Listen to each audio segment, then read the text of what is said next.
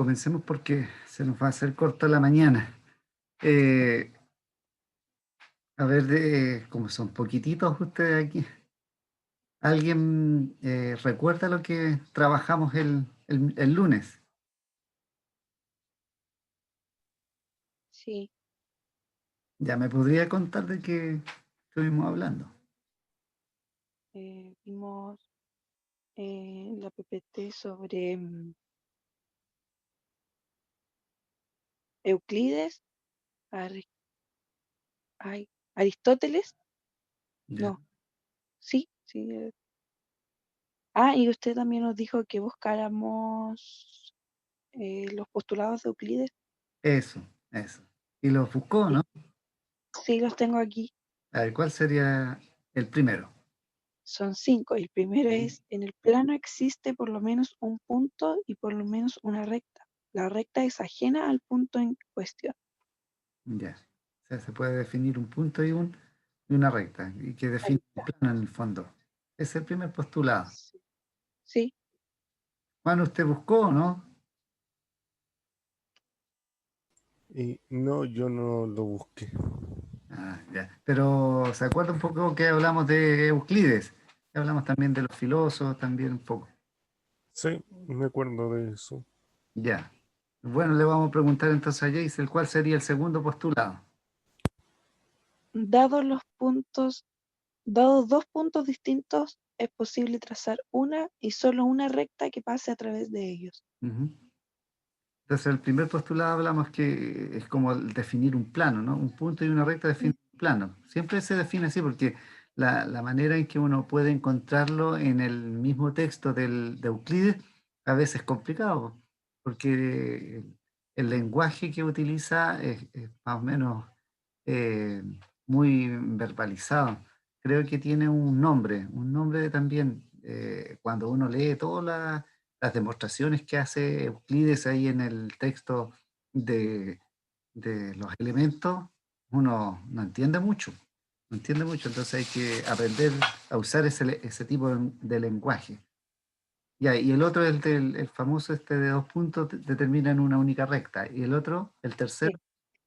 Dados un punto y un segmento, es posible trazar una circunferencia con dicho punto como centro y con dicho segmento como radio. ya. O sea, ahí, Quizá la definición de la circunferencia, centro y radio. claro, exacto. Y el cuarto, Todos los ángulos rectos son congruentes entre sí. ya, perfecto. Y el quinto es fácil, pues, ¿cuál era el que habíamos dicho? El quinto. Jorge tiene el quinto.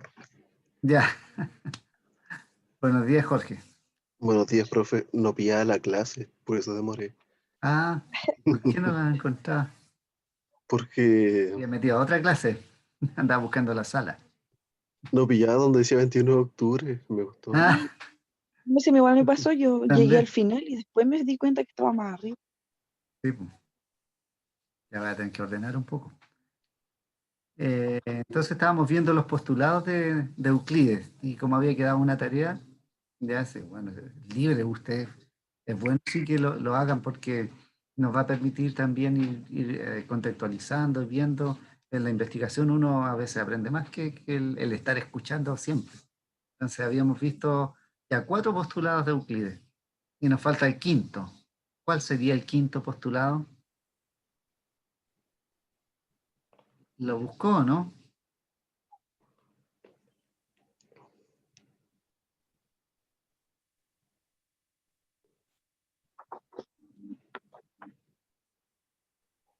Jorge, ¿estás?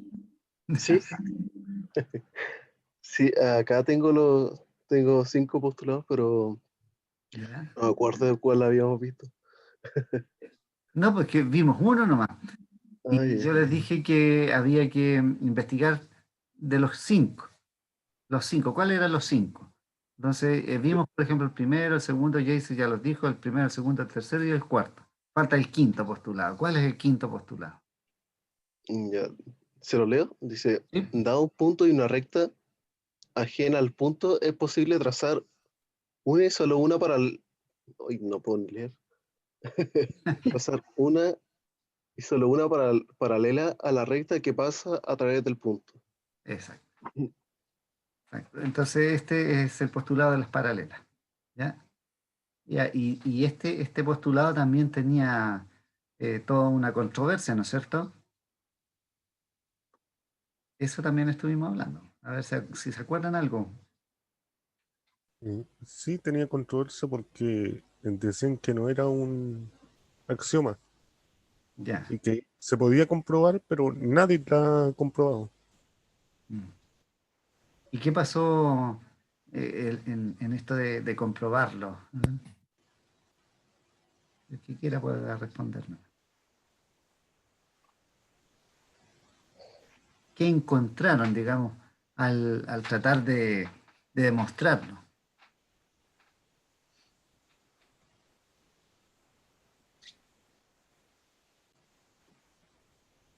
¿No? ¿No se acuerdan? Yo no, profe. Ya, ya. Por eso yo decía, el que quiera. ¿No? Nadie se acuerda. ¿Se acuerda? Yo lo que dije sí que El, después, ¿sí? el Sí, quinto debía borrarse o no, ya. eliminarse, Sí, ¿por qué? porque no es un postulado, es un teorema. Ya, ya. ¿Y demostraron este teorema? Eh, no recuerdo. Bueno, yo dije que no, y que incluso habían reformulado este mismo postulado, y al reformularlo dieron sentido también le dieron otro nombre a este mismo postulado, ¿ya? Entonces, varios quisieron hacerlo, pero no pudieron. Y más adelante, eh, Friedrich Gauss, ¿ya? Que es el príncipe de las matemáticas, estudia para dar respuesta, porque era un hombre brillante, era el mejor matemático de la historia de ese tiempo.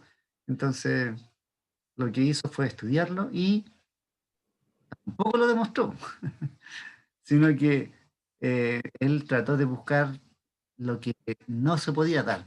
Entonces, al encontrar lo que no se podía dar, él descubrió lo que era la geometría no euclidiana. ¿Ya? Entonces, en esa época recién se vino a definir lo que hoy día conocemos como la geometría no euclidiana. Sin embargo, Gauss no fue el que creó esta geometría no euclidiana, sino que hay otro también que es un ruso, que se llama Lobachevsky, quien, lo, quien ya había definido todo esto y lo había publicado antes que Gauss. Y Gauss no lo había hecho porque estaba temeroso que, que le enjuiciaran por todo lo que iba a decir, iba a perder todo su prestigio. Entonces, por no perder su prestigio, no quiso publicar, y después cuando supo que otros habían hecho el mismo estudio y que era lo mismo que había hecho él, entonces después sí lo divulgó. Y eso dio origen a una nueva geometría, la geometría no euclidiana. ¿Ya? Eso en una parte. Otro aspecto también que estuvimos viendo y analizando ya algunos capítulos del texto de los elementos, ¿se acuerdan? Y al final de eh, trabajaba con qué cosa este libro. Porque los primeros capítulos habla de geometría. También hay una parte en que habla de aritmética. Pero hay otra parte que hablaba a la final, a ver si se acuerdan, de qué hablaba al final este texto, de los elementos. ¿Mm?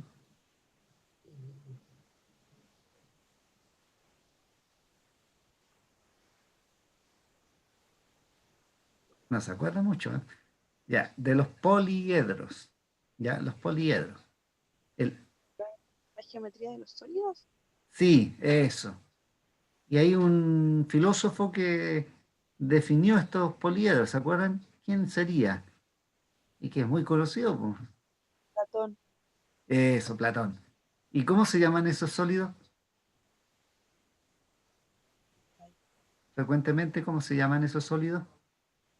Ah, el cubo, son ¿Sí? los típicos, ¿no? El cubo, em, el tetraedro. Ya. Icosaer y etcétera, ¿no es cierto? Todo Ah, eso sí. son 5. Y Perfecto. sí, eso, pero esos tienen un nombre, pues.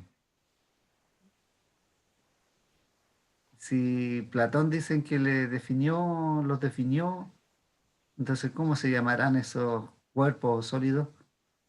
El Los cubo definió era como tierra, fuego, aire, agua y, Es, aire es, y claro, el no me plano del acuerdo universo.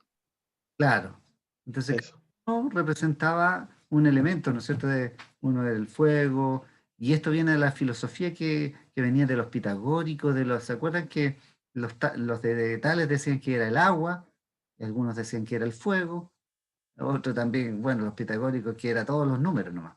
Pero este sintetizó en los elementos de la creación, digamos.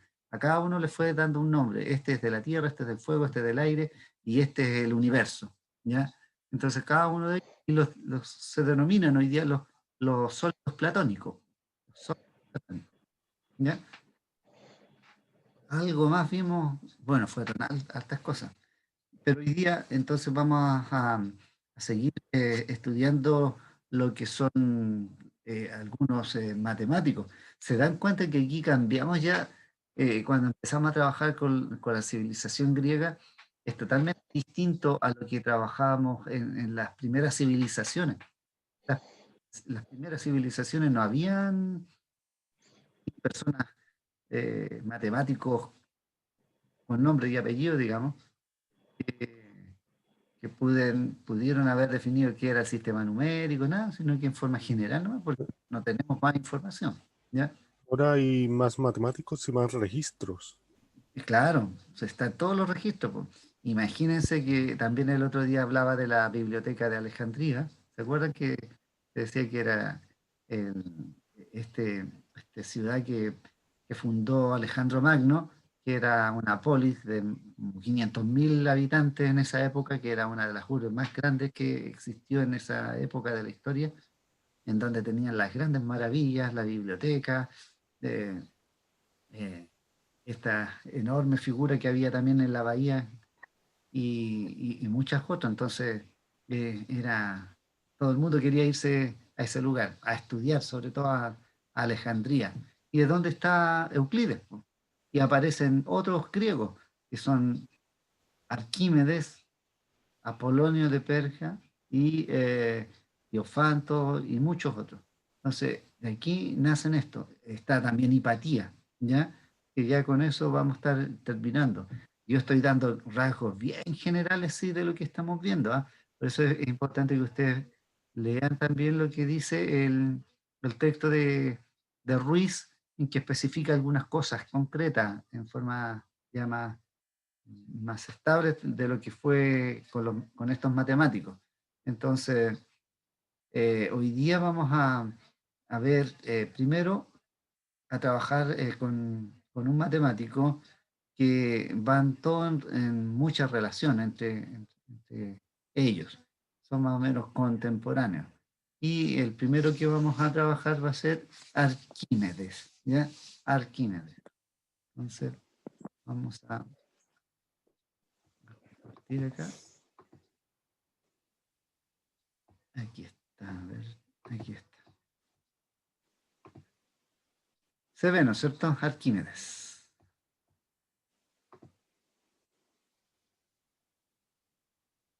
Bueno, este matemático, no solamente matemático, sino que un gran inventor, ¿ya? Es un griego, para empezar. eh, Estamos en la época del 287 aproximadamente antes de Cristo. eh, y nació en Siracusa, ¿ya? Y muere también allí mismo, ¿ah? Más o menos el 212 aproximadamente, aunque no están las fechas muy claras porque no se tiene mucha información respecto de eso, ¿ah? O sea, uno no tiene a lo mejor las fuentes que debería, porque todos los textos que este hombre escribió y a lo mejor las biografías que se hicieron de él se quemaron en la biblioteca de Alejandría. Entonces, hay muchas cosas que después vamos a verlo también a través de un video. Hay algunas cosas que se han hablado de este hombre, de Arquímedes. Primero, no sé si alguien conoce, y el otro día hablé, ¿no? Un poquitito así a grandes rasgos de este hombre. ¿Ustedes han escuchado de Arquímedes? ¿Qué han escuchado de él?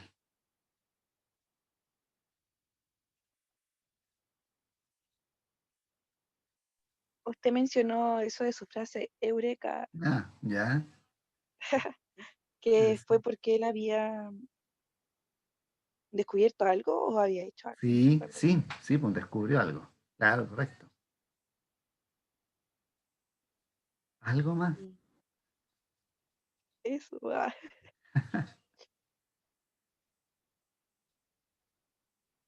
Bueno, hay una anécdota, ¿no? Que se dice que de- este, en esa época ya estaban los romanos, entonces los romanos estaban empezando a formar su imperio, entonces en todas las luchas, qué sé yo, este hombre ayudó también y construyó unos eh, espejos cóncavos que reflejaban la luz del sol, de modo que ese reflejo lanzaba este rayo solar y quemaba todo lo que hubiera. Entonces pusieron a la orilla de ahí en Siracusa, cuando llegaron los romanos en barco, eh, pusieron los espejos cóncavos, ¿ya? Que construyó Arquímedes, y quemaron todos los barcos de los romanos, los quemaron, una de las anécdotas. Otra, bueno, también que en ese momento él no solo hizo eso para la guerra, sino que también estas famosas catacumbas esas que lanzaban fuego, que lanzaban roca y todo, también creó un tornillo gigante que les ayudó también a- a también usarlo como arma. Y muchas Arma- ¿no? Armas de asedio y el tornillo de Arquímedes. No, es que estoy Exacto, buscando. eso, busque nomás.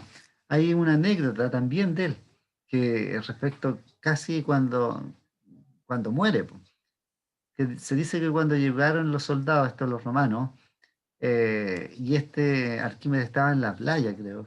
Eso es lo que se cuenta, ¿no? Porque son anécdotas o cuentos que realmente no se sabe si serán ciertos. Pero este hombre estaba en la arena, estaba haciendo una figura geométrica y estaba tan ensimismado que el romano también le dijo que se tenía que levantar y ponerse en marcha porque eh, digamos, habían perdido.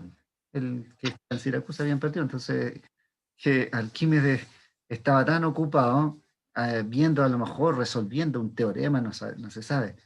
eh, no le contestó nada a este hombre, pues, al romano. Y como el otro se sintió así eh, pasado a llevar porque si no le hacían caso, nada, este lo mató en ese momento. Una Y eso que dice aquí cosa- que el hombre, el que lo mató, no tenía órdenes de hacerle daño. No, po. Sí, pues sí, todo el mundo, porque ellos pretendían, como sabían que era un genio, todo querían saber de lo que él había inventado, ¿ya? Entonces, tremendo. Se murió a lo mejor sin pensar, habría inventado muchas cosas más, pero ese fue su fin, ¿no? Bueno, ahí ya lo dije, ya que no hay todavía registro de la fecha de su nacimiento, puede ubicarse entre esos años. eh, Tenía 75 años en esa época. Igual duró harto, ¿ah? Porque en esa época también debemos decir que no todos tenían esa garantía de vivir tantos años. Recuerde que también habían enfermedades de repente que aparecían y se morían más. No es lo mismo que tenía que ir a la clínica o al hospital y se salvaba. Bueno, toda su juventud, como dice ahí, transcurrió en medio de esta Alejandría donde estuvo, en donde aprendió, también fue maestro, y conoció a Eratóstenes de Cirene, con quien se comunicaba mucho. ¿Y quién fue Eratóstenes de Cirene? Bueno, este hombre que también estaba en la biblioteca de Alejandría y que era parte, digamos, de toda la sociedad de sabios que había en esa época ahí, él determinó el diámetro de la Tierra, ¿ya? Entonces, hay algunos videos que sería bueno que ustedes los vean, en donde sale cómo él determinó a través de las sombras, con el sol y en ciertos momentos, entre dos ciudades calculó el diámetro prácticamente exacto de la Tierra y con instrumentos sumamente sencillos. Entonces, ahora como ya se sabe exactamente con todos los sistemas de medición el valor que tiene el diámetro, pero fue muy cercano, muy cercano, ¿ya? Entonces eran muy amigos con Eratóstenes y compartían todo lo que uno y otro iban desarrollando. Ahora, este hombre, Arquímedes, escribió un texto que se llama El Método. No es el mismo método que Platón, porque Platón también escribió un texto también que se llamaba así, pero este es distinto porque este eh, habla ya de elementos científicos, el otro no, pues el otro era más filosófico. Entonces aquí hay testimonios respecto a en este texto de lo que él hacía en forma práctica y habla también justamente de lo que era Eratóstenes y muchos de los métodos que hoy día nosotros conocemos, él los adquirió de Eratóstenes y de Eudoxo, que habíamos hablado el otro día también, que eh, Arquímedes es muy conocido por el método de exhaustión o exhaustivo, como lo quieran llamar, eh, pero este no era de él, era de Eudoxo, ¿ya? Entonces él lo usó, que esa fue la garantía, porque es lo mismo que el triángulo o sea, el teorema de Pitágoras, como él lo utilizó y al final le dieron el nombre porque él lo había utilizado muy bien. Entonces, como no tenía nombre, bueno, ahí se dedicaron a él. Bueno, escribió este texto del método y estaba dedicado a Eratóstenes. Y en este texto también muestra cómo consigue los resultados de sus teoremas usando procedimientos mecánicos. Y es ahí también porque él inventó muchas cosas también, ¿ya? Y ahí están prácticamente todas las respuestas. Se observa también un interés pedagógico. Él también enseñaba. Entonces, también podríamos decir que fue uno de los primeros pedagogos dentro de la historia, ¿ya? No marcado así textualmente como un pedagogo, pero sí, porque se conducía a muchos otros. Recuerda que pedagogo es conducir. ¿Ah? Bueno, y en todos estos trabajos también bueno, se conservan 12 obras, gracias a este Papus de Alejandría. 12 y eran más. Por eso le decía que muchas se quemaron después en la Biblioteca de Alejandría y otros. Incluso hay una, así como, no sé si es un cuento, aunque no, esto no fue un cuento, ¿ah? Hace como el año 1982, creo, por ahí, creo que en Europa, se subastó un libro de Arquímedes. Uno de los libros de estos que aparecen aquí, que son de estos 12 obras. ¿Y saben cuánto pagaron por ese texto? ¿Saben cuánto pagaron? 2 millones de dólares. 2 millones de dólares. Y la persona que se lo llevó no era un científico ni nada, sino que creo que él decía que era para tener un testimonio del pasado. A él le gustaba tener un testimonio que era muy importante dentro del pasado o de la historia de la humanidad. Imagínense, 2 millones de dólares para comprar un texto de Arquímedes. Yo creo que no lo iba a leer porque el, el lenguaje es muy complicado también de traducir. Bueno, dentro de los trabajos de Arquímedes está que dio una aproximación al famoso número pi, usando, eh, situándolo entre esos dos valores. Entonces, fue uno de los que dio. Recuerde que también en las civilizaciones antiguas, ¿se acuerdan? ¿Qué civilizaciones determinaron el número de pi?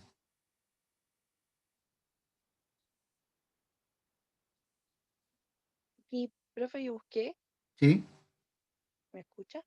Sí, pues, sí lo escucho. que cuando él hizo la aproximación del número pi, Ujú. estaba usando el método exhaustivo para calcular el área bajo el marco de una parábola con el sumatorio de una serie infinita. Y ahí fue cuando dio una aproximación extremadamente precisa del número pi. Claro, claro.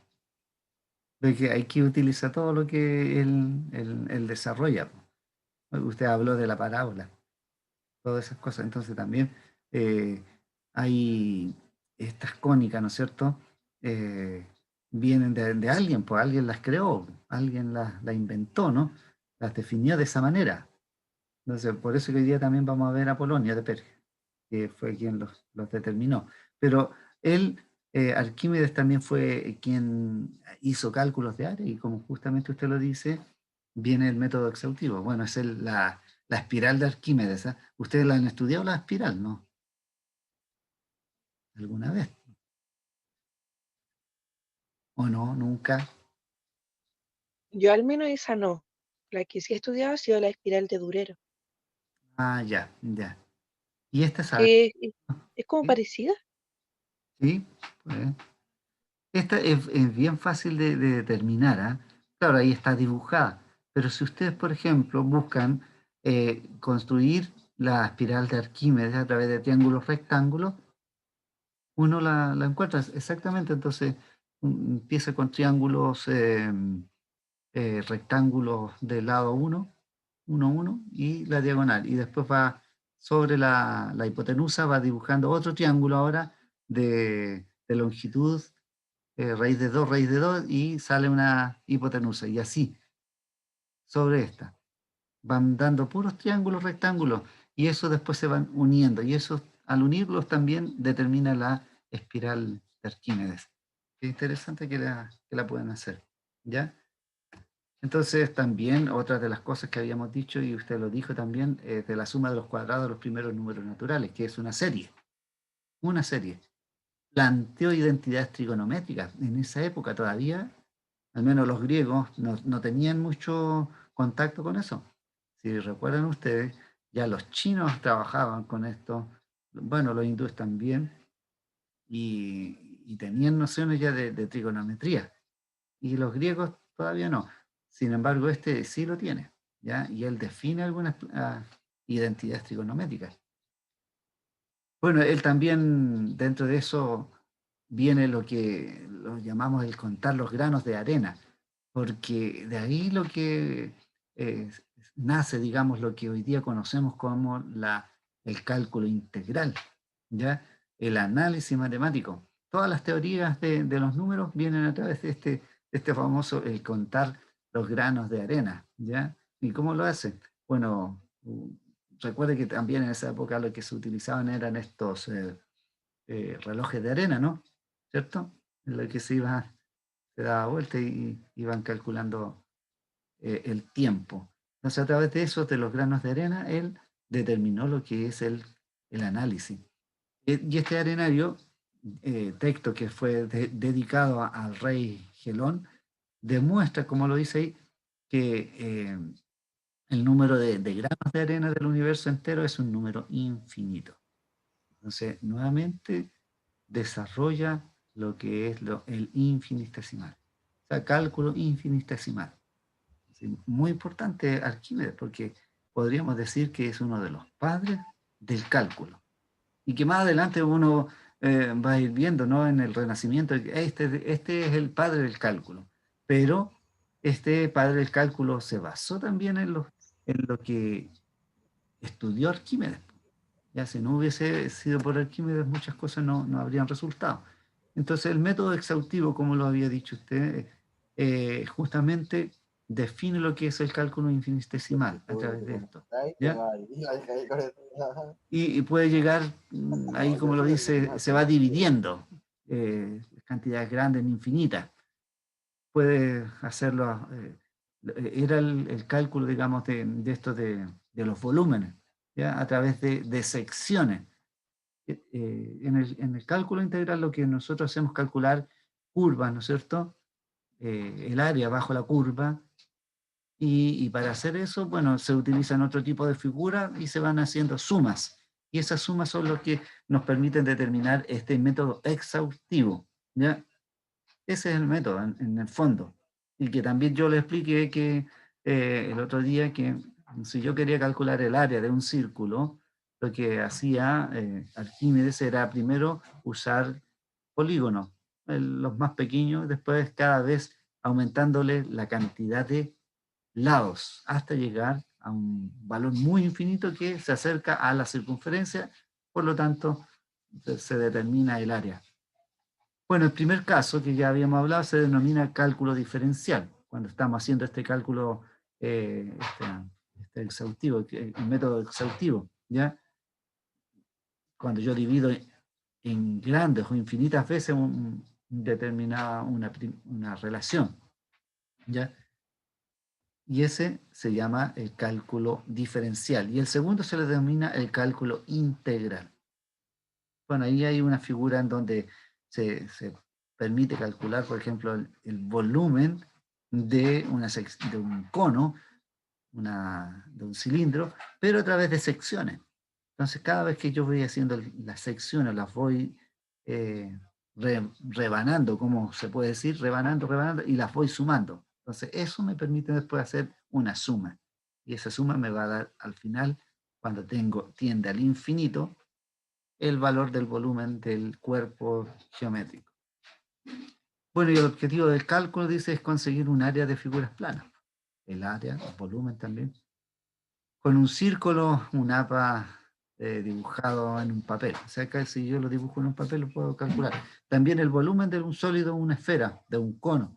Y Arquímedes también resolvió estos problemas.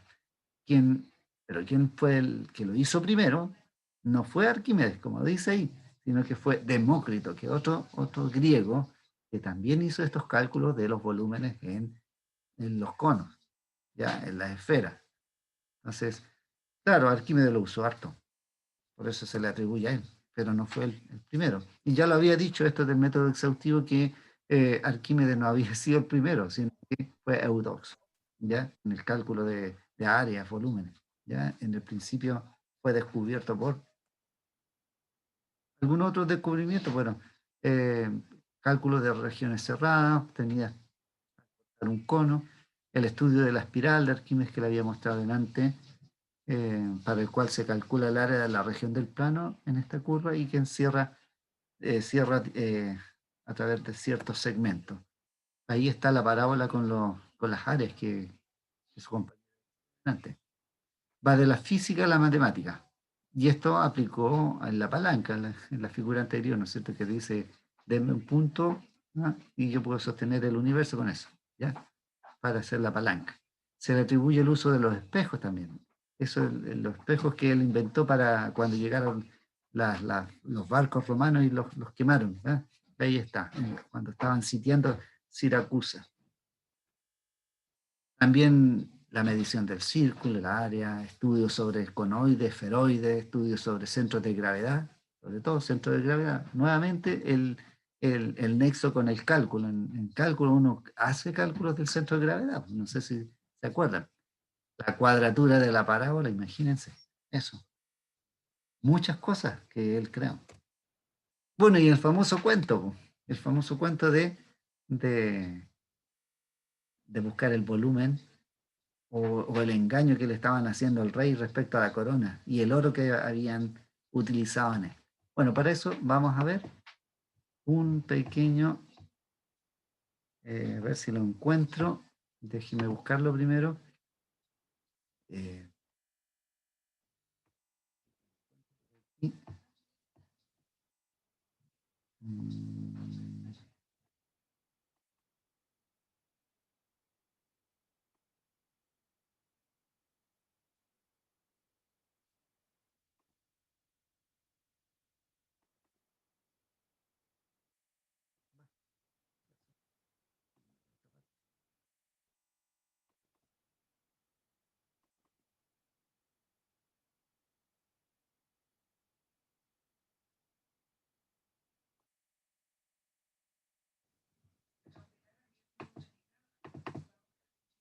déjeme lo voy a buscar para que podamos ver un pequeño video que Interesante saber. Mm,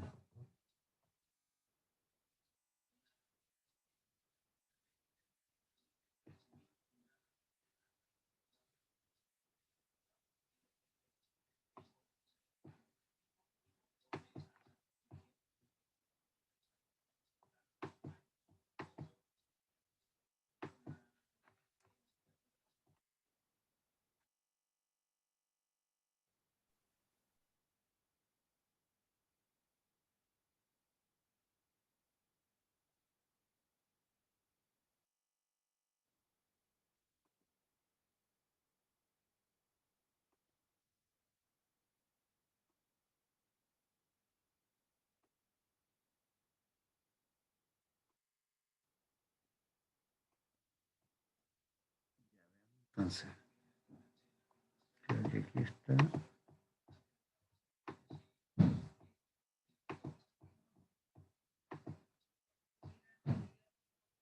Aquí está.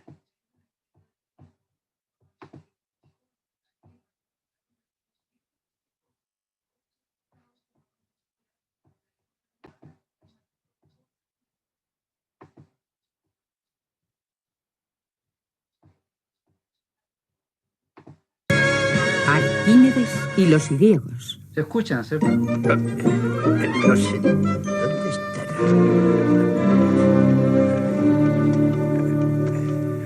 ¿Qué? ¿Ha perdido algo, maestro? Sí, un momento.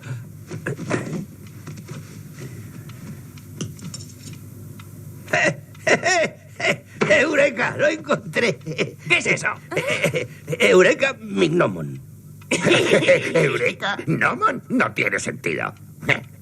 Sí que lo tiene. Eureka significa lo encontré. Gnomon es un instrumento de investigación. Todo eso es griego. Exactamente. Ah, bueno.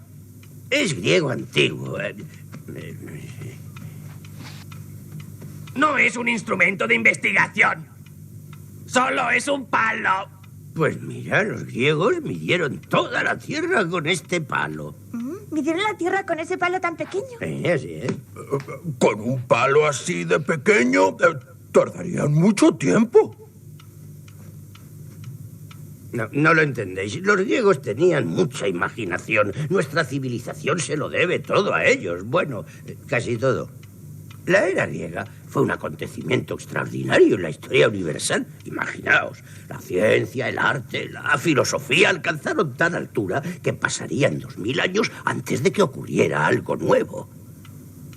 Pitágoras aplicó las matemáticas a todas las formas de conocimiento. Hipócrates inauguró la medicina y Sócrates, el filósofo. Conócete a ti mismo. Si no te conoces a ti mismo, no conocerás a los demás. Fidias dio vida a la piedra Atenea a 20 metros de altura. Sófocles y Eurípides escribirían obras inmortales. Para Protágoras, el hombre era ya la referencia de todas las demás cosas. Para Anaxágoras, la inteligencia es el principio que guía el mundo. Y Demócrito descubrió el átomo. ¿Todo esto nos parece fantástico? ¿El átomo? ¿Hace 2400 años? Eso no puede ser cierto. Bueno, ya veo que el átomo sorprende. Os diré, no sabemos mucho sobre Demócrito, aparte del hecho de que siempre se estaba riendo.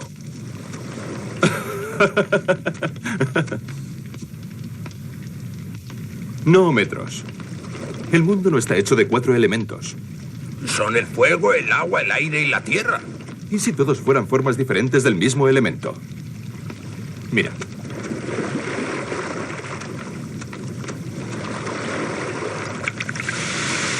Gracias al calor del sol, el agua se ha evaporado. ¿En qué se ha convertido? En aire. ¿Y el fuego? Esta rama proviene de la tierra. Y se convierte en fuego. Noómetros, no hay 4 elementos. Hay un elemento básico, el más pequeño que existe. Mira esto, mira.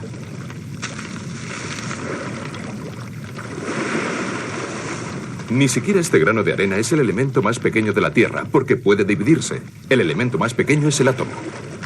Es tan pequeño que ni siquiera podemos verlo. En ese caso voy a romperlo en átomos. Siempre puedes intentarlo.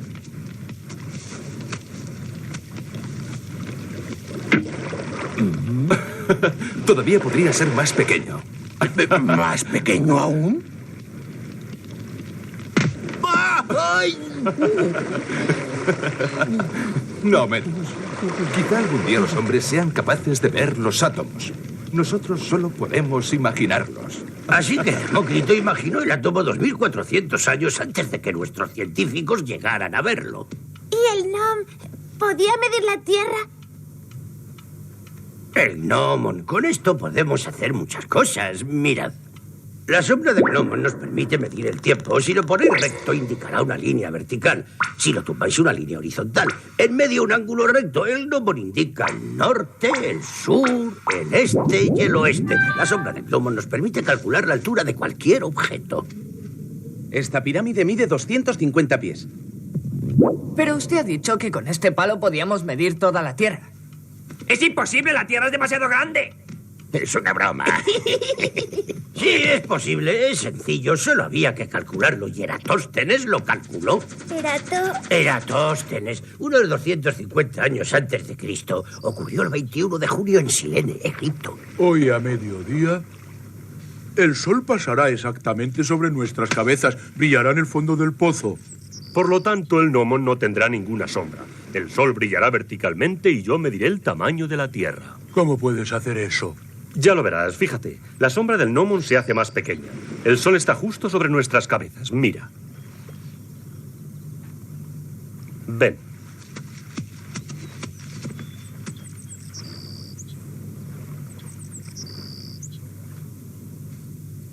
Oh. Ya está, se acabó. ¿Y entonces? Espera y verás. Vayamos a Alejandría.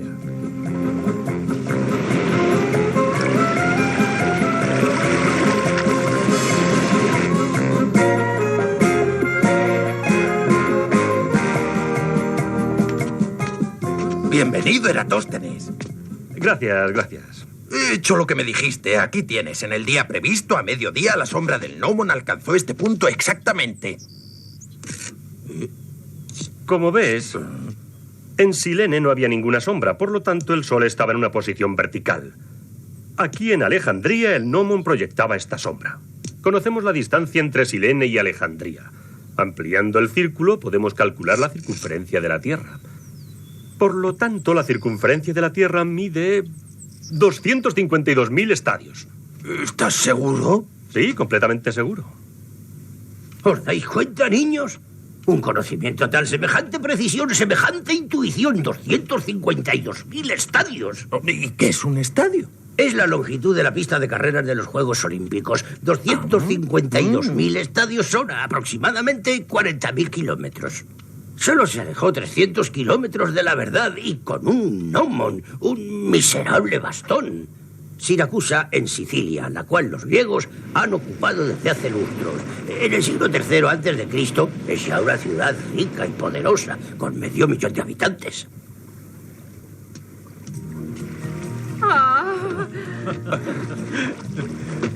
¡Hijo mío! Arquímedes, al fin has vuelto. Estaba preocupada. Oh, no había motivo, madre. Alejandría es una ciudad pacífica. Y yo estaba estudiando con Euclides, el matemático más grande del mundo. ¿Has aprovechado el tiempo? Eso creo. Euclides estaba contento conmigo y tengo una idea para cuadrar el círculo. ¿Cómo? ¿Cuadrar el círculo?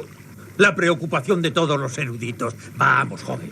Veremos, padre. Mientras tanto, te presentaré al rey Herón. Puede ayudarte mucho. Fidias, el astrónomo de palacio, y su hijo Arquímedes solicitan ser admitidos a la presencia de su majestad el rey. Pueden pasar. Bueno, Fidias, tu hijo Arquímedes ha regresado de Alejandría. Sí, majestad, ha aprendido muchas cosas. ¿Y era necesario que viajara tan lejos? ¿No hay aquí profesores lo bastante buenos? Desde luego que sí, majestad, pero el más importante de todos, Euclides, enseña en Alejandría. Bien, Arquímedes, ahora puedes demostrarnos lo que sabes. Adelántate. Mi orfebre me ha hecho esta corona. Es de oro sólido, o eso dice él. Sospecho que me ha timado un poco. ¿No podría haber mezclado el oro con otro metal menos noble y menos costoso? Ahora dinos tú, ¿podemos comprobarlo sin destruir la corona? Te escuchamos, Arquímedes. Es imposible, Majestad. Habría que romper la corona. Y sería una lástima. Es un objeto tan bello. No te he preguntado tu opinión, Nabotos. Me pregunto si no estarás confabulado con el orfebre. Bueno, Arquímedes, ¿vas a demostrarme lo que sabes? Lo intentaré, Majestad. Necesito algo de tiempo. ¿Te basta con un día o necesitas 2? Un par de días serán suficientes.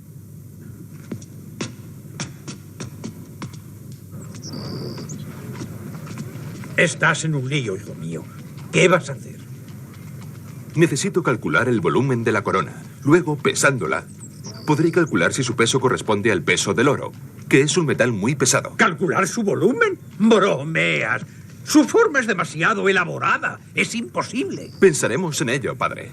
Vamos a los baños. Nos ayudará a relajarnos.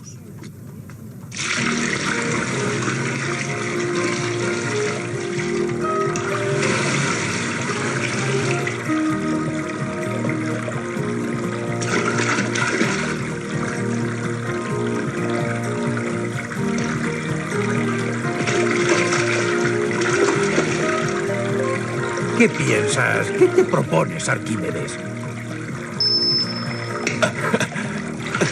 ¡Eureka! ¡Lo encontré! ¡Eureka! ¡Eureka!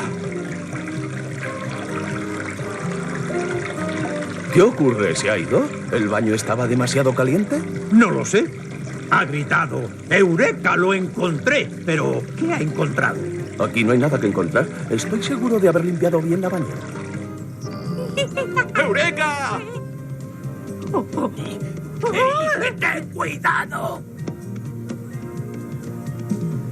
¿Quién es ese? ¿Qué hace corriendo desnudo por la calle? Es Arquímedes, el hijo de Fidias. Está loco. Y bien, Arquímedes, ¿esta corona está hecha de oro puro? Naturalmente que sí. Fundí 60 piezas de oro para hacerla. Pedid que traigan 60 piezas de oro, Majestad.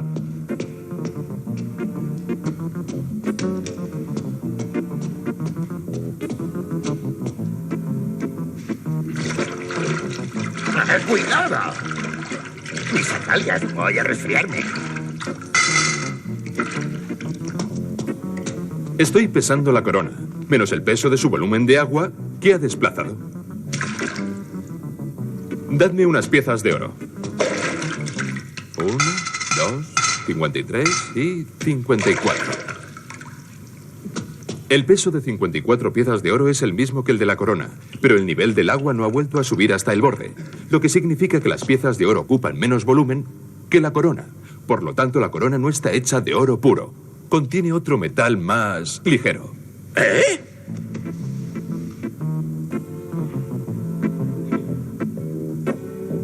Majestad. ¿Estás seguro de lo que dices? Sí, Majestad. ¡Arquímedes se equivoca! La corona está hecha de 60 piezas de oro puro. ¡Lo hemos pesado! Puede que el peso sea el mismo, pero la densidad es diferente. Lo que demuestra que la corona contiene otro metal más ligero. Veamos. Lo explicaré mejor. El peso es el mismo, pero el cojín es mucho más grande. Está hecho de una materia menos densa que el oro. Mi señor, lo juro, soy un hombre honrado. Nunca me atrevería. Hay un modo de comprobarlo. ¿Cuál? Traedme una maza. Ten cuidado, Arquímedes. Tienes que estar muy seguro. Si mi corona está hecha de oro puro y tú la destruyes... Si ese es el caso, haced que corten mi mano.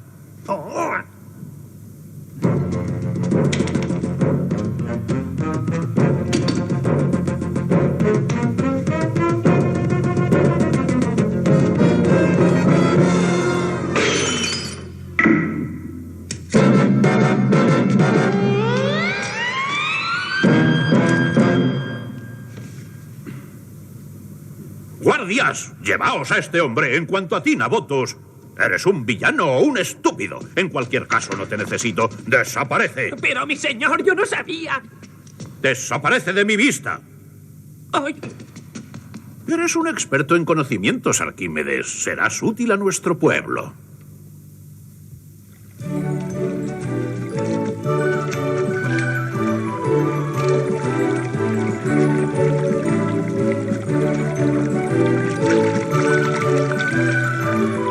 Es mucho trabajo. La ciencia debería hacerlo más fácil.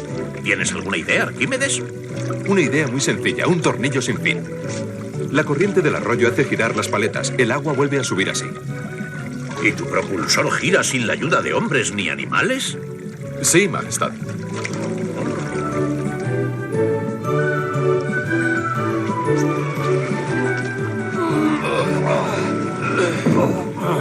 El cedro de Fenicel es muy pesado. Yo prefiero el junco de Antípolis. ¿Podríamos facilitar esta dolorosa tarea? Sí, Majestad. Si este barco estuviera en tierra, yo podría moverlo solo con una mano. ¿Y este barco? ¿Estás exagerando un poco, Arquímedes? No, puedo hacer lo que he dicho. Él lo ha dicho, Majestad. Ha dicho que podría mover este barco con una sola mano. Tendremos que ver esa maravilla. Arquímedes, ¿sostienes lo que has dicho? Sí, con una mano. Mañana, lo harás mañana.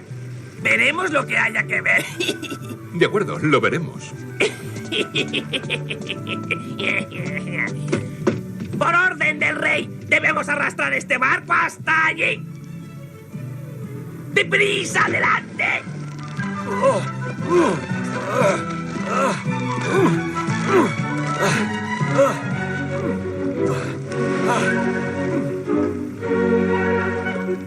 Ahora me voy a desternillar de risa y me reiré a gusto. Mover este barco con una sola mano.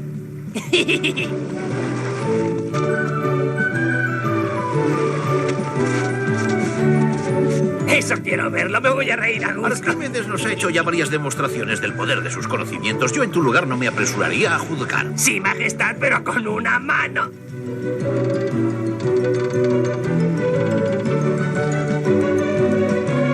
No puede hacerlo, no puede. ¡Subid a bordo! ¡Todos a bordo!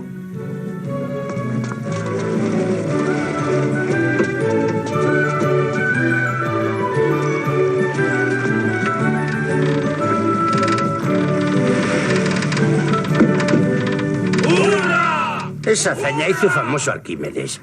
La gente comprendió que la ciencia no era un simple hobby abstracto y que podía aplicarse a la vida normal. Arquímedes dijo, dadme un punto de apoyo y con mi palanca moveré la tierra.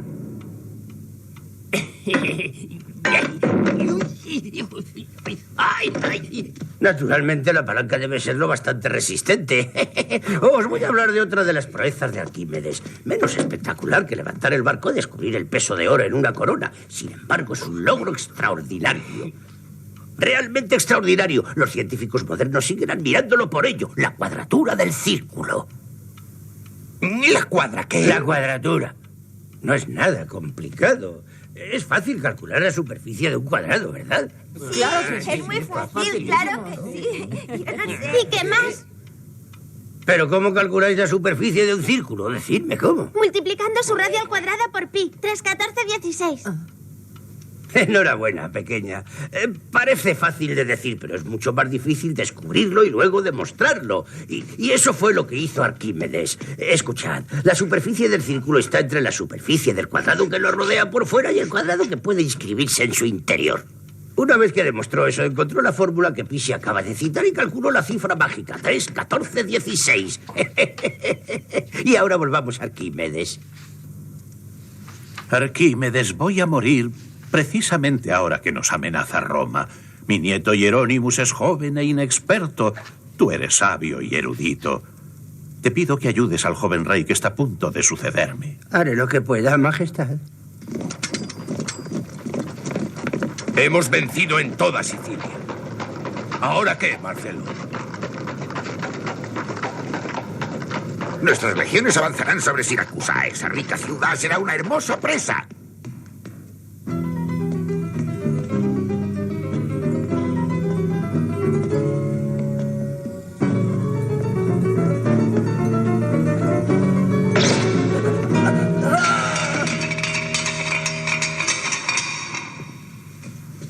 rey ha sido asesinado. Marcelo avanza sobre Siracusa con su flota y sus máquinas de guerra. Tenemos que prepararnos para la lucha, Arquímedes. Yo no soy un guerrero, general. Eres un gran erudito. Has dibujado máquinas de guerra formidables. Ahora tienes que construirlas para nuestra defensa. Muy bien. Lo haremos. Reúne a todos nuestros hombres sanos. Necesito carpinteros, canteros, curtidores, cordeleros, herreros. Haz que 500 hombres practiquen con el arco. Lleva nuestros barcos a un lugar seguro. Refuerza las fortificaciones del puerto y bloquea su entrada.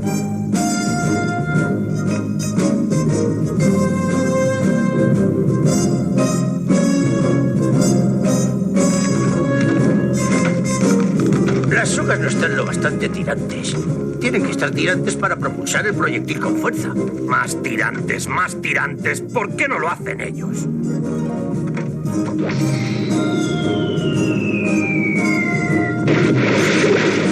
No, la suspensión no está bien colocada. Hay que lanzar el proyectil horizontalmente. Así.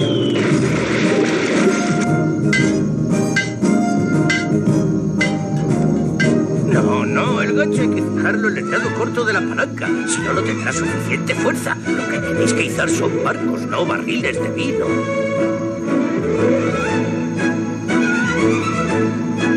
Va, muchachos, veamos si sabéis usarlo.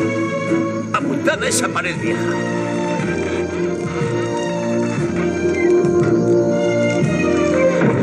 Muy bien, no olvidéis que tenéis que veroslas con las enormes zambucas romanas. Reforzad aquí. No está lo bastante tirante.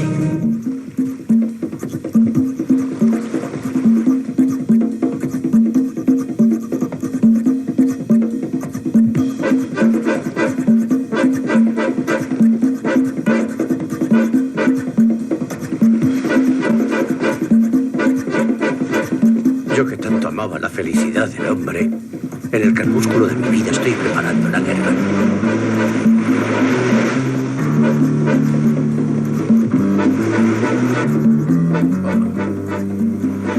No podrán enfrentarse a nuestro poder. Ahora, las catapultas grandes.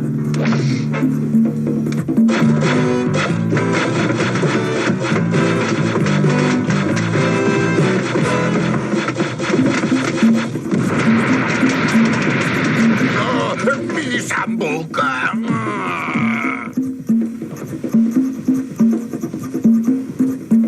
Ahora los escorpiones para el fuego corto.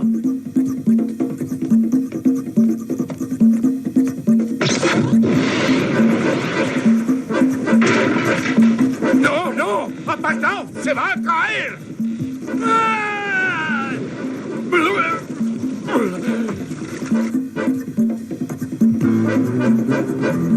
Ahí la palanca. Aquí el espejo candente.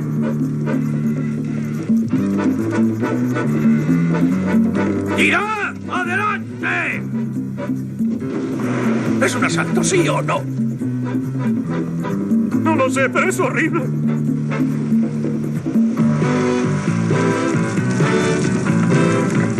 Más despacio, el agua está ardiendo. ¡Sí lo está!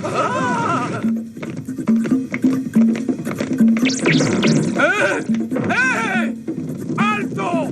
¡Altos! ¿Que no veis que las ruedas están rotas? ¡Tenéis que reemplazarlas! ¡Oh, no!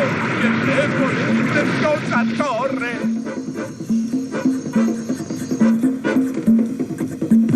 Ya casi hemos llegado. No han visto ni oído nada. Probablemente creen que no hemos visto ni oído nada. Ordena que lancen los fuegos.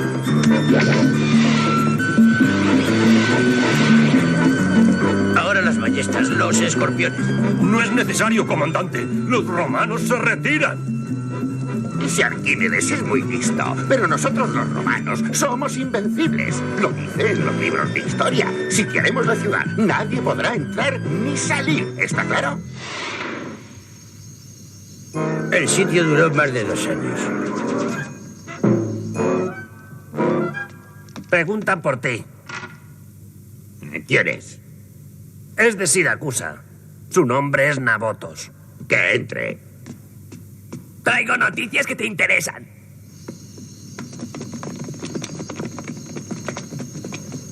Procura que Arquímedes sobreviva. Lo quiero vivo. Es un gran hombre. Me será de utilidad. Lo cogeré. Escucha, yo no quiero que Arquímedes viva. Marcelo lo quiere vivo. Te daré 3 más después y no se enterará nadie. De acuerdo.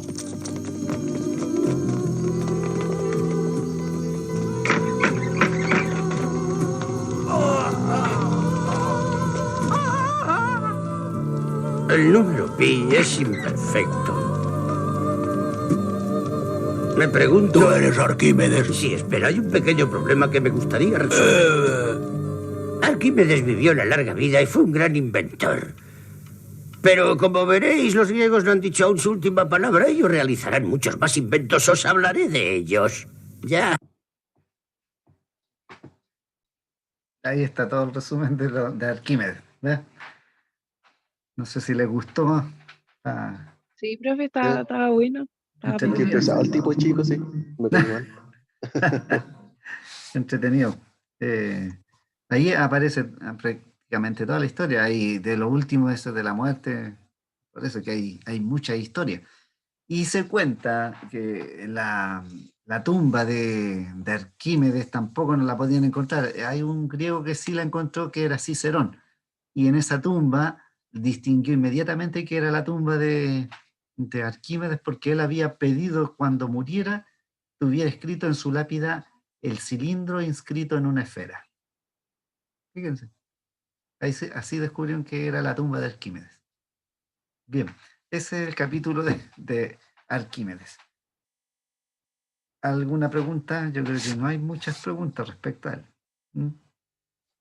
Pasamos ahora a otro matemático que también entregó bastantes cosas importantes a la matemática, que es, ¿cómo se llama el Apolonio de Perge. El otro día yo les pregunté, porque ustedes me decían que nunca lo habían escuchado. Qué extraño, porque todo lo que nosotros hoy día conocemos de las cónicas es a través de este hombre. Las cónicas, quien las creó fue Apolonio. ¿Ya? Yo personalmente creo que este ramo deberíamos tenerlo antes, no ahora a esta altura. ¿Por qué? Porque es información súper buena que uno no sabe, po. O sea, uno sabe de las cónicas, pero no sabe o sea, cómo se crearon, quién las formuló, qué cosas así, sus orígenes. Sí, pues, no, sí, Entonces, llego aquí y digo, puta, sé las cónicas, pero me siento ignorante de su historia, po. Entonces, esto debería uno saberlo de antes. Sí, pero recuerde que usted va a ser profesora, y cuando sea profesora ya no va a ser tan ignorante y puede en cada tópico que usted vaya a tratar, dar algo de historia, porque esa es la idea también del curso. El otro día leía también un artículo brasileño que no sé si se los conté al inicio, sí, pero que habían creado este curso de historia de la matemática para profesores de pedagogía en una universidad en Brasil, y que habían hecho un tremendo currículum ahí para que vieran que era muy importante la historia de las matemáticas, y lo divulgaron por todas partes en la universidad para los estudiantes que están haciendo pedagogía, y al final se inscribió uno nomás. Afortunadamente aquí es obligatorio, porque si no, bueno, aparte que yo no tendría pega. Pero lo otro es que, ¿cómo se llama? Es sumamente importante entregar esta información, que hoy día uno la encuentra en todas partes, pero entregarla de una buena forma. Nosotros como profesores de matemáticas, siempre los chicos preguntan, ¿y esto por qué? ¿Qué sentido tiene? ¿Qué sé yo? ¿De dónde nació? ¿Qué, si no me interesa? ¿O para qué me va a servir? Entonces, es importante dar las razones. Y las razones están en la historia. Si un pueblo sin historia no es nada. Así que importante. Y qué bueno que haya hecho esa reflexión respecto a esto, porque la matemática tiene una historia tremenda. Entonces, pasemos ahora a Apolonio. Y finalmente hoy día, si alcanzamos también, teníamos varias cosas que hacer, pero no sé si vamos a lograrlo. También quería ver ya lo final, porque hay muchos matemáticos. Aquí en este video que vimos, hablaron de Eratóstenes, que yo le había dicho que había calculado el diámetro de la Tierra, y ahí mostraron cómo lo hizo a través de ese gnomón, a través de las sombras, usando todos los elementos que había en ese tiempo. Imagínense con eso, una cosa tan sencilla. Y ahora vamos a ver entonces a Apolonio de Perga. ¿Quién era este? Bueno, muy contemporáneo de Arquímedes, 262 a.C. Se fija que había mucha relación entre estos. Se conocían entre todos porque estaban todos, la mayoría había ido a Alejandría, y él dice, estudió en el Museo de Alejandría con los sucesores de Euclides, ¿ya? Tal vez no alcanzó a estudiar no fue discípulo de Euclides, pero sí estudió, digamos, con todo lo que estaba en esa época, con toda la sabiduría griega en su tiempo. Este es considerado así, en grande, el gran geómetra. Si hay alguien que llamarlo realmente el geómetra, era él, ¿ya? Y ahí decía que era de un trato difícil, era muy, muy irascible. A ver, imagínense si han tenido algún profesor que haya sido así, sobre todo en matemáticas, que son difíciles. Yo me acuerdo siempre de una profesora que tenía, que la profesora siempre en la universidad, ¿te acuerdas de la universidad? Y ella siempre cuando estábamos haciendo ejercicio, nos hacía pasar a la pizarra, ¿ya? Y cuando ella decía, ya, ¿quién va a pasar a la pizarra? Y todos agachábamos la cabeza. No había nadie que quisiera pasar a la pizarra. Entonces, en el momento de poder hacer el ejercicio, el que levantaba la cabeza, adelante. Y lo dramático era cuando uno estaba adelante. Cuando uno estaba adelante resolviendo el ejercicio, a uno lo subía, lo bajaba, lo retaba, porque ¿cómo no ibas a saber esto? ¿Qué? Pero si esto es elemental, ¿cómo no has estudiado? ¿Cómo se te ocurre qué estás haciendo en esta carrera? Era un reto, se enojaba, pero muchísimo, muchísimo, muchísimo. Entonces me recuerda a este hombre, Apolonio. Debe haber sido de la misma forma, ¿eh? Si él enseñaba.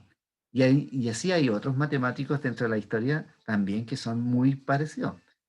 Un genio también de la matemática, que fue Newton, también tenía un carácter muy parecido, y que incluso en las cátedras no tenía alumnos. No tenía alumnos porque le tenían miedo. Imagínense. Era de un carácter muy fuerte, fuertísimo. O sea, ahí está, estos son los genios. Bueno, ¿a qué le debemos entonces a Apolonio? El que clasifica problemas geométricos en planos sólidos y lineales. ¿Ya? Hace una clasificación de lo mejor de lo que tomó del libro de Euclides y lo va clasificando. Hace un trabajo sobre los lugares geométricos también. Escribe 2 libros, uno los lugares planos, que estudia lugares geométricos rectilíneos o circulares. ¿Ya? En estos libros, en el libro 1, se resume la homotesia. Eso lo saben ustedes, en geometría lo vemos, la homotesia, la traslación, la rotación, la semejanza. Entonces, todo lo que sabemos de geometría, él lo sintetizó también y lo trabajó en el libro número 1, de los lugares planos. ¿Ya? Y que yo me recuerdo que años anteriores, por ejemplo, la homotesia no era muy conocida. O sea, si tú preguntabas qué significaría, nadie sabía, porque no todos estaban, digamos, tenían la facilidad de poder hoy día, en ese momento, estudiar, y ahora no, pues ahora la información está en todas partes. Ahora, en el libro 2 también aparecen 2 lugares geométricos que son muy importantes. El lugar geométrico de los puntos cuya diferencia de los cuadrados, su distancia a 2 puntos fijos es constante. Es una recta perpendicular a un segmento AB. Bueno, aquí no puse los dibujos, debería haberlos puesto, ¿no? Otro lugar geométrico de los puntos cuya razón distancia a 2 puntos fijos es constante es una circunferencia. Que lo que habíamos visto, ¿se acuerda que Jason usted dio uno de los postulados que hablaba justamente de la circunferencia? ¿Ya? Ahí está el geómetra, aplicaba su habilidad de los libros segundo y sexto de los elementos de Euclides. O sea, se basó justamente en eso, y hacer transformaciones geométricas sucesivas y reducir a ecuación. O sea, trabajó con las ecuaciones también. Y una obra que ha sido inmortalizada de Apolonio son las cónicas, ¿ya? Es la obra cumbre que él al menos desarrolla en la matemática, las cónicas. A este, bueno, se le atribuye también a Nemecmo, ¿ah? De la Academia Platónica, que era muy famoso en esa época, que eran discípulos de Eudoxo. Sabemos que Eudoxo estuvo en toda esa época con muy amigo de Arquímedes y todo, maestro de Aristóteles y de Alejandro Magno, ¿ya? Introdujeron las secciones cónicas, el descubrimiento de las curvas que recibieron el nombre de, conocemos de elipse, parábola, hipérbola, la llamada tríada de Nemecmo, ¿ya? Entonces, Apolonio a lo mejor no fue el que las creó, pues, sino que fue este hombre, que fue el maestro de todos estos hombres, del Eudoxo, ¿eh? De Alejandro Magno y todo. Y él las creó. Y lo llamaban la tríada de Nemecmo, y no como las cónicas de Apolonio. Bueno, y partiendo del cono circular, que sabemos de dónde nace, ¿no es cierto? Que uno le hace cortes a este cono, van saliendo todas las secciones cónicas que conocemos. Nemecmo descubrió que al cortar los conos por un plano perpendicular, y ahí van saliendo todas las secciones cónicas que nosotros vamos conociendo. Y pueden describirse a través de las fórmulas que salen ahí, la I cuadrada igual L por X. Bueno, ahí también otra, usando la generatriz. No puse la figura. Aquí está la figura.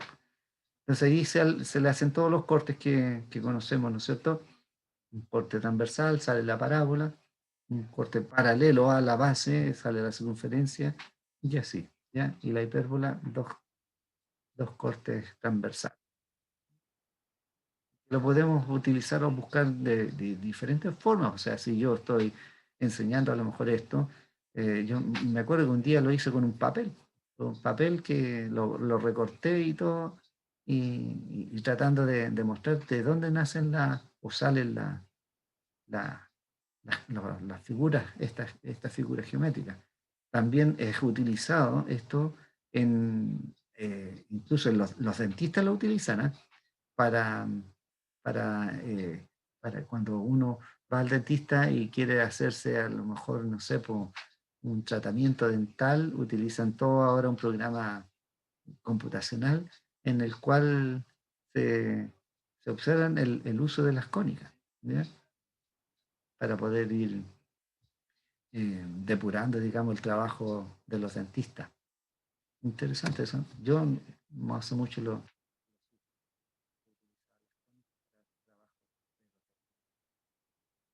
Bueno, ahí se apega un punto cualquiera de esta sección y un plano horizontal que corta el cono en la circunferencia PQR, siendo Q un punto de curva con esta circunferencia, es decir, lo que dice ahí, el corte paralelo a la base. Ahí lo mismo, ahí aparecen las proporcionalidades, y por tanto sale sobre todo cuando es transversal, la curva que es la de la parábola. OP cuadrado es igual a RO por OB. Ya si uno ve la figura, aparecen estos valores. Bueno, y aquí en esta uno puede desarrollar las famosas semejanzas, usando las semejanzas de triángulo, tenemos unas proporciones. Estas nuevamente derivan en lo que conocemos la parábola y la que van constituyendo después las otras secciones. La voy a ir haciendo rapidito esta parte. Bueno, aquí el valor de L que aparecía delante I cuadrado igual a L por X. L es la constante que se llamará más tarde el latus rectum o lado recto. No sé si en cálculo ustedes hicieron el cálculo de este valor, lado recto, que ahí en la figura de la parábola aparece como OP o Q, no me acuerdo, no se ve bien, ¿ya? Ese es el valor del lado recto, latus rectum. Bueno, no solamente él la demostró las secciones cónicas de un cono en las cuales se pueden obtener estas tres secciones. Varió la inclinación del plano que corta el cono de modo de obtener estas tres secciones. Consideró también el cono con dos hojas, con lo que identifica las ramas de la hipérbola. ¿Sí?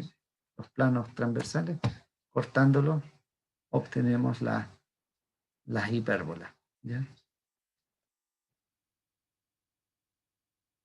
Bueno, la construcción de Apolonio de las tres secciones cónicas mediante una única variación de la inclinación del plano que va cortando este cono. Ahí lo dice y lo define. La parábola, el plano de corte es paralelo a una sola generatriz. La elipse, el plano de corte no es paralelo a ninguna generatriz. La hipérbola, el plano de corte es paralelo a dos de sus generatrices. Y aquí está la unión con Arquímedes también. Siguiendo también a la sugerencia de Arquímedes, Apolonio acuñó para la posteridad los nombres de la elipse, parábola e hipérbola, para las secciones cónicas. Ya Arquímedes fue quien le propuso a Apolonio estos nombres, elipse, parábola. Y estos términos fueron adoptados en la realidad, no eran tan antiguos, sino que procedían, como sabemos, de un lenguaje de los pitagóricos, de solución de ecuaciones cuadráticas, porque todas estas eran cuadráticas, y del método de la aplicación de áreas. Entonces, elipse significa deficiencia, hipérbola significa exceso, y parábola significa equiparación. Entonces, vienen todos estos de conceptos pitagóricos, ¿ya? Conceptos numéricos. Y eso. Bueno, las cónicas fueron escritas en 8 libros, de los que se conservan 7, gracias a los trabajos de David Incurra. Y la influencia histórica, bueno, sabemos porque ha tenido mucha influencia. Acabo de decir una influencia que es de aplicación al área de los dentistas, también en la ingeniería utilizan las cónicas para cardúmenes, o sea, para identificar dónde hay cardúmenes a través de la hipérbola, ¿ya? Y hay muchas, bueno, también la parábola, porque hoy día las construcciones, sobre todo de puentes, se hacen a través de parábola, porque los estudios, los ingenieros han demostrado que son más resistentes sobre todo a movimientos sísmicos. Bueno, ahí en la universidad, ustedes cuando cruzan, ¿no es cierto?, ese puente que va a la universidad y a Paicaví, ese es parabólico, o sea, una cónica. Y ante temblores y todo, imagínense el terremoto del año 2010, con lo fuerte no le pasó nada. Antes, los griegos decían que la figura que era la más resistente era el triángulo, entonces, por eso que construían las torres, todo, en bases triangulares, o las caras laterales también podían ser triangulares, porque eran la que daba más rigidez y resistencia. Sin embargo, las parabólicas o de secciones cónicas son mucho más firmes. Bueno, y entre esto de la influencia sobresale el exhaustivo también. Entonces también influyó en el uso de este método exhaustivo a través de las cónicas. Delante le mostré que Arquímedes había calculado estos volúmenes, ¿ya? Disculpen. También estudió propiedades fundamentales de los clásicos elementos de estas curvas, los ejes, los centros, los diámetros, las asíntotas, los focos, tangentes, las normales. hizo todo el estudio que uno conoce. También hizo aproximaciones de conceptos de la envoltura, el envolvente, la relación de la involuta y la envolvente, la conexión del estudio de la variación de las tangentes, y se acerca a la geometría diferencial, que después justamente Arquímedes hace un compendio completo de lo que es el cálculo. Y con eso hemos terminado Apolonio de Perga. ¿Ya? Así bien rápido. Ahora algún video, ahí no, hay videos de este hombre que sería interesante que ustedes lo vieran, pero están en portugués.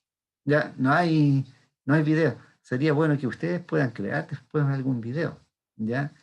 Me acuerdo que otros años nosotros en la asignatura, cuando estábamos normal, teníamos también un momento en que muchos de sus compañeros crearon videos de la historia de la matemática, y que después eso les sirve para llevarlo al aula, digamos.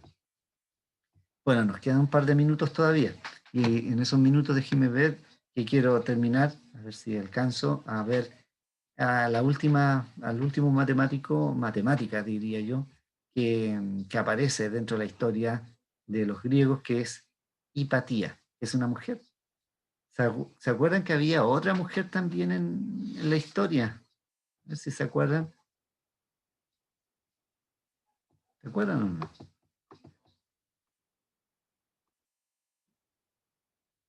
Una mujer antes. ¿No? ¿No era una egipcia, una cosa así, o no? No, que había como una película que mostró usted. Ah, ya, pues. Ese es el que vamos a hacer. ¿Sora se llama ahora? ¿No? ¿Cómo se llama? Ágora. Esa película. Ágora. La película es Ágora y habla de Hipatía. ¿Ya? Digamos, bueno que la vean, porque está en YouTube, parece que está, y completa, y habla de la historia de esta mujer también. No la vamos a ver, sí, porque eso dura como 2 horas. Pero sería bueno que ustedes la vean ¿cómo se llama? Esa película. Déjeme ver, aquí está Hipatía. Es bien breve lo que voy a hablar de ella para que lo terminemos en este momento.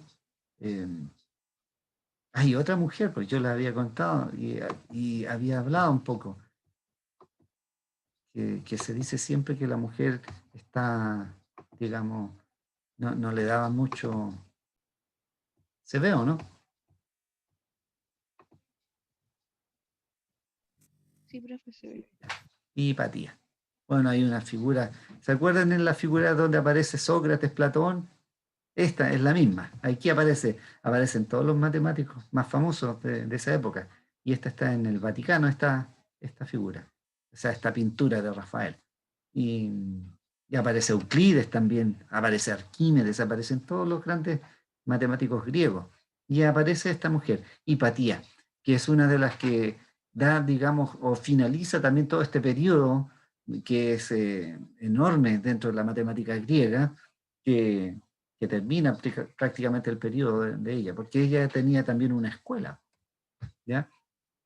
Ella nace en Alejandría. Esas son imágenes de la película, por si acaso, en el año 370 después de Cristo, hija de Teón, un célebre también matemático, quien también trabajó en la biblioteca de Alejandría, también había aprendido ahí, enseñado, y ella también tiene su academia, digamos, su lugar donde enseña, y sus discípulos, por supuesto. Entonces, y también como al ser hija de un matemático y astrónomo, ella también continúa digamos, con el mismo legado. También está muy aplicado a lo que es la astronomía. Interesante lo que aparece, porque esto, los pitagóricos, acuérdense que Pitágoras, su mujer también estaba en la escuela, en la secta que tenían. Y ella también hizo aporte, digamos, dentro de lo que es la matemática, que no son muy conocidas. y no, digamos, dentro de toda la academia de los pitagóricos, ellos tenían mujeres que ingresaban a esto, ¿ya? O sea, no las discriminaban. Y después más adelante sí, ya no aparecen, son muy pocas. Incluso hay unas matemáticas que se disfrazan, o sea, se visten de hombres para poder, digamos, trabajar en la matemática. Y que al final son descubiertas, sí. Pero tienen que hacer todo esto para poder hacer lo que les gustaba. Bueno, aquí al descubrir esas matemáticas, profe, no había con ninguna sanción cruda frente a ella, porque eran como medio machistas en eso. Sí, pues, por supuesto. Es que aquí justamente se ve en esta matemática eso, el machismo, pero fuertísimo. Aquí dice que no se encuentran tantos datos sobre la madre de Hipatia. Sí se sabe del papá, que era un filósofo matemático en Alejandría, quien vigiló de muy cerca la educación de su hija, y él quería que tuviera una familia, que se casara, qué sé yo, pero ella nunca se quiso casar. Dice, eso es lo que dice la historia.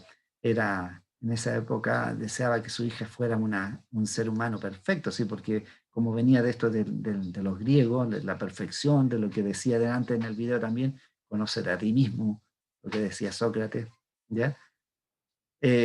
También realizaba una completa, digamos, le da toda una educación completa, exhaustiva, como lo dice ahí, a su hija, ¿ya? Y la mayoría de las mujeres en esa época no estaban, digamos, permitido también el que pudieran hacer lo que ella estaba haciendo, de estudiar, de poder después ser parte de ella ser una profesora, una maestra, tener discípulos, qué sé yo. Entonces, la mayoría de las mujeres estaban dedicadas a las tareas propiamente de casa nomás. Era muy bella, como dice ahí. También rechazó casarse. Y todo por el afán de crearse o de dedicarse íntegramente a lo que era su pasión, del estudio, el cultivar la mente. Bueno, su padre trabajaba ahí en el Museo de Alejandría, que fue fundado por Ptolomeo. Acuérdense que hay toda una dinastía de los Ptolomeos que se desarrolló después de la muerte de Alejandro Magno. Y ellos apoyaban absolutamente todo lo que era la ciencia, el arte. Entonces, por eso que floreció tanto Alejandría. Y ahí dice que este museo tenía más de 100 profesores que vivían allí. Y muchos asistían periódicamente como invitados. O sea, ya se estaba dando esto de lo que vivimos en las universidades, por ejemplo, profesores pasantes o que vienen de otros lados, que vienen por un periodo y después se van. Y así. Bueno, y entró a estudiar Hipatia con todo esto. Pues. Estudió filosofía, matemática, astronomía, hasta los últimos momentos que digamos, se desarrolló la ciencia como tal ahí en Alejandría. Incluso ahí, como dice, llegó a dirigir este museo, el padre. También obtuvo la cátedra de la filosofía platónica, ¿ya? Lo que la consideran después como una filósofa. Y Hipatia cultivó las disciplinas de filosofía, matemática, astronomía, música, es decir, el quadrivium que lo hacían los pitagóricos, ¿ya?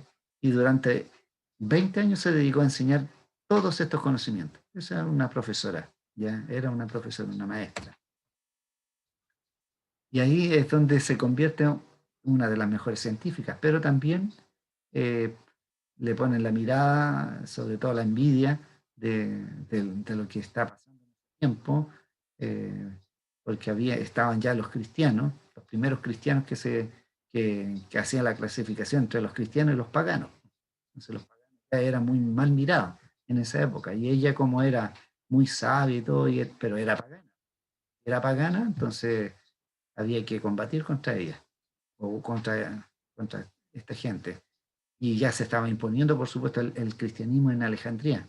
Entonces ya comienza todo un periodo de persecución. Y esta persecución es lo que hace que al final digamos, la biblioteca y todo lleguen a su fin, ¿ya? Y ahí lo dice, fue asesinada brutalmente mientras regresaba a su casa en su carruaje.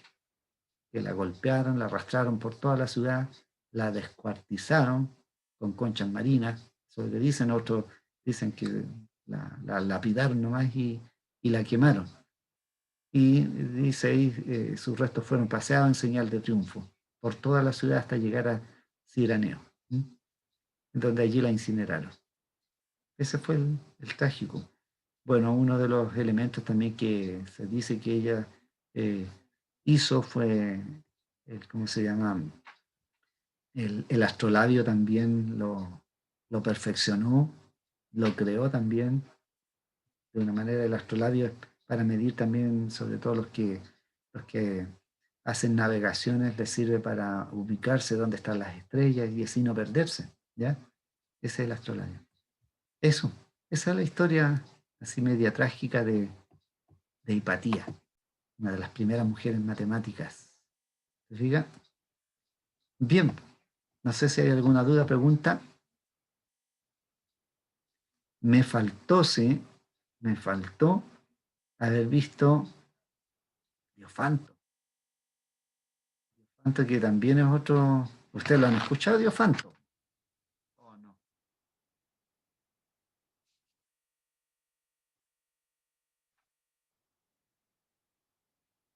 ¿No? ¿Nadie ha escuchado quién era Diofanto? No me suena el nombre, profe. ¿Y las ecuaciones diofánticas? De ahí, las ecuaciones diafánticas, pero no conocía el nombre del... Es quien hace toda una relación de la aritmética. Cuando ustedes vieron aritmética, justamente, ahí están todas las definiciones, vienen de este griego, de este matemático, así que es muy importante. A lo mejor la próxima semana podemos echarle una miradita. Mire, yo hasta ahora nos vamos a alcanzar a ver un poco, a ver si podemos ver, a ver si es que puedo abrir el Socrative. Profe, ¿sabe qué? Busqué Diofántico en internet y no me aparece. Solamente aparecen las ecuaciones diofánticas. No, pues Pero tienes no que así como la historia buscar de... Diofanto. Diofanto. ¿Ya? Diofanto. Después les voy a dejar también entonces el PPT de Diofanto para que le echen. Y aparece también en Ruiz, en Ángel Ruiz también está Diofanto. Diofanto de Alejandría. Sí, Diofanto de Alejandría. Se fija que todos son de ahí en Alejandría. Y era en griego, y uno puede decir, pero ¿qué están haciendo los griegos en Egipto? Claro, porque era el lugar donde estaba, digamos, donde brillaba toda la luz de la sabiduría en esa época, allá se iban, ¿ya? Otros sabios que no eran de Grecia misma, sino que eran de Italia, ¿ya? Entonces, pero sí el sector en donde se comenzó a dar todo esto fue ahí, ¿ya? Entonces no siempre es así. A ver si alcanzo, no sé si puedo verlo. Socrative.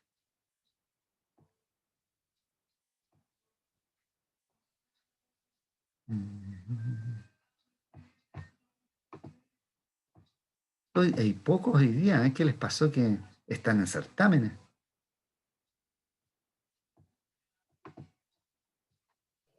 No sé por qué tampoco. Pero en los otros ramos igual pasa. ¿Y en las tardes? Sí. En las tardes igual. También. Pero yo sé por qué. No me quiere abrir. Yo sé por qué, porque como están grabadas las clases, es facilito. Lo que podría ser para... Yo prefiero extraer las clases que después... Sí, porque hay un poco más de interacción con el profesor también, pues entre todos. Claro, si es fome, sí, escuchando nomás y siendo parte. Claro que está bien, sí, porque si uno no viene, no me quiere abrir este famoso test para haber visto inmediatamente. Ay, no sé qué pasa, a ver, espérame un poquitito. Voy a ver si parece que se está echando a perder el mouse. No tuvimos break. No me escuchó el profe. No, se fue. Digo que no tuvimos break porque debía terminar la clase ahora. Ya voy a por el break. Voy a buscar un mouse, pero no lo tengo. Parece que no lo vamos a poder ver. Ya es tan tarde. ¿Profe nos escucha? Vamos a tener que dejarlo el lunes. ¿Quién me había pedido ver los certámenes y el test? Fue Martín, parece. No está. Así que no vamos a poder hacerlo. Bueno,